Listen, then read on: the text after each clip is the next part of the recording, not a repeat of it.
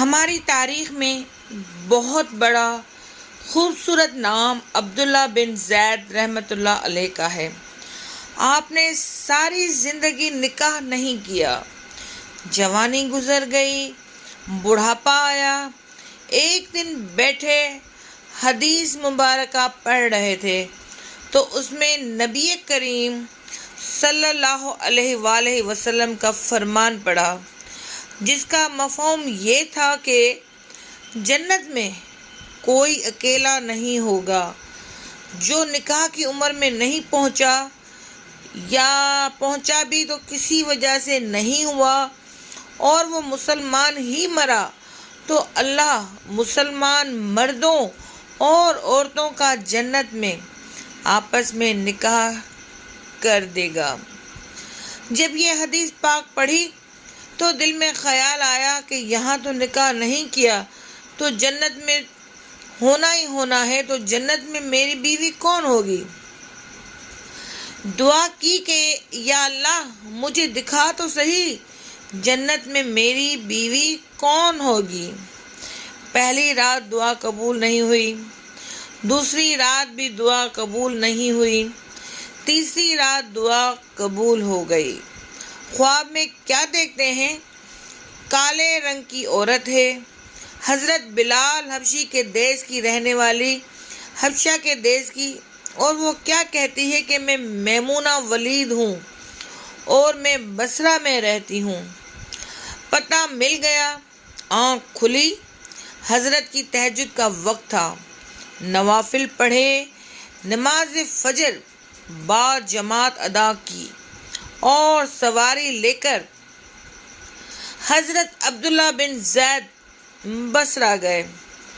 وہاں لوگوں نے بڑا استقبال کیا، حضرت کا نام ہی بہت بڑا تھا۔ بیٹھ کر پوچھا، حضرت بتائے بغیر کیسے آنا ہوا؟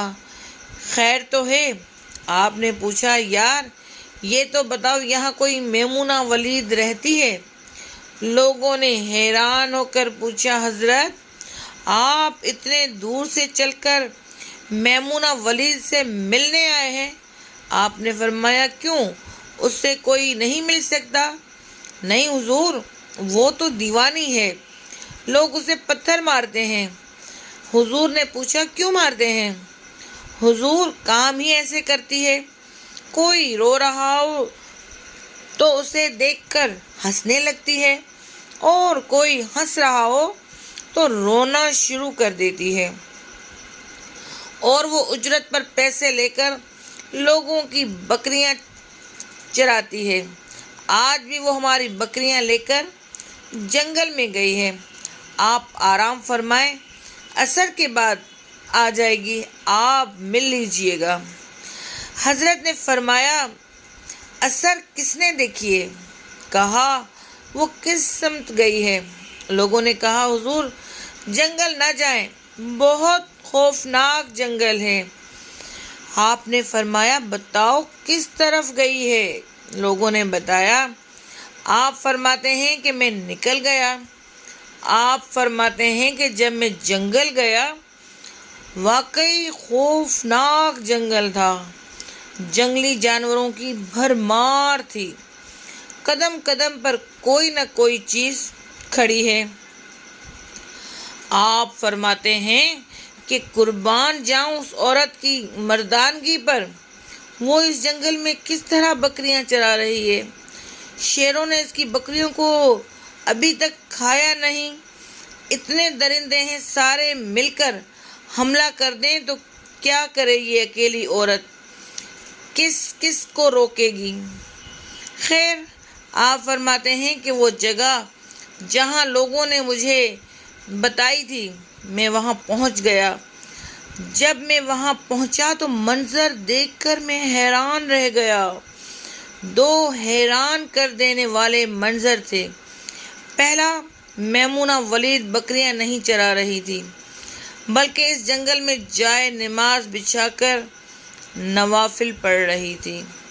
پر بکریاں چرانا تو بہانہ تھا، یہ تو بہانہ تھا کنارہ کشی کا۔ لوگ یہی سمجھتے تھے۔ میمونہ نے سارا دن بکریاں چراتی ہے، لیکن میمونہ بکریاں نہیں چرا رہی تھی۔ دوسرا کیا دیکھا کہ میمونہ تو نماز پڑھ رہی ہے، پھر بکریاں کون چرا رہا ہے؟ بکریاں تو ایک جگہ نہیں رکتی، کہیں ادھر جاتی ہیں کہیں ادھر۔ آپ فرماتے ہیں کہ میمونہ نماز پڑھ رہی تھی اور شیر بکریاں چرا رہے ہیں۔ بکریاں چر رہی ہیں، شیر ان کے ارد گرد گھوم رہے ہیں۔ اگر کوئی بکری بھاگتی ہے، اس کی فطرت ہے شرارت کرنا، تو شیر اسے پکڑ کر واپس لے آتا ہے، لیکن کہتا کچھ نہیں۔ آپ فرماتے ہیں میں حیران و پریشان کھڑا تھا کہ یہ کیسے ہو گیا ہے، یہ فطرت کیسے بدل گئی؟ لوگ کہتے ہیں فطرت نہیں بدلتی، یہ شیروں اور بکریوں میں یاری کیسے ہو گئی؟ آپ فرماتے ہیں میں دنگ حیران و پریشان کھڑا ہوں۔ مجھے نہیں پتا کہ کب میمونہ ولید نے نماز ختم کر دی اور مجھے مخاطب کر کے کہتی ہیں، اے عبداللہ، ملنے کا وعدہ تو جنت میں تھا، آپ یہاں آ گئے۔ آپ فرماتے ہیں میں حیران رہ گیا، اس سے پہلے تو ملاقات بھی نہیں ہوئی تھی، تو حضرت میمونہ ولید رضا کو میرا نام کیسے پتہ چل گیا؟ تو آپ فرماتے ہیں کہ میں نے حضرت میمونہ ولید سے سوال کیا، اس سے پہلے ہم ملے نہیں، ملاقات نہیں ہوئی ہماری، تو میرا نام کیسے پتہ چلا آپ کو؟ تو جواب کیا ملا؟ حضرت میمونہ ولید فرماتی ہیں، عبداللہ، جس اللہ نے رات کو تجھے میرے بارے میں بتایا ہے، اسی اللہ نے مجھے آپ کے بارے میں بتایا ہے۔ آپ فرماتے ہیں کہ جس چیز نے مجھے سب سے زیادہ حیران کیا وہ یہ تھا کہ یہ فطرت کیسے بدلی۔ میں نے حضرت میمونہ ولید سے پوچھا، آپ یہ تو بتاؤ، یہ شیروں نے بکریوں کے ساتھ یاری کیسے کر لی؟ یہ تو غذا ہے ان کی، اگر شیر بکریوں کے ساتھ یاری لگائے گا تو کھائے گا کیا؟ یہ کیسے معاملہ ہو گیا؟ تو حضرت میمونہ ولید فرماتی ہیں، جب سے میں نے رب سے صلح کر لی ہے، اس دن سے ان شیروں نے بھی میری بکریوں کے ساتھ صلح کر لی ہے۔ آپ سب بھی کر لو، صلح کر لیں، یاری لگا لیں، کہیں دیر نہ ہو جائے، رب کے ساتھ اپنا تعلق مضبوط کر لیں۔ کتنے سال گزر گئے، ہم نے کوئی اللہ کی بات مانی، لیکن وہ کھلا بھی رہا ہے، پلا بھی رہا ہے، دکھا بھی رہا ہے، سنا بھی رہا ہے، سلا بھی رہا ہے، جگا بھی رہا ہے۔ نماز پڑھیں، اللہ کی یاد میں زندگی بسر کریں، یہی حقیقی کامیابی ہے۔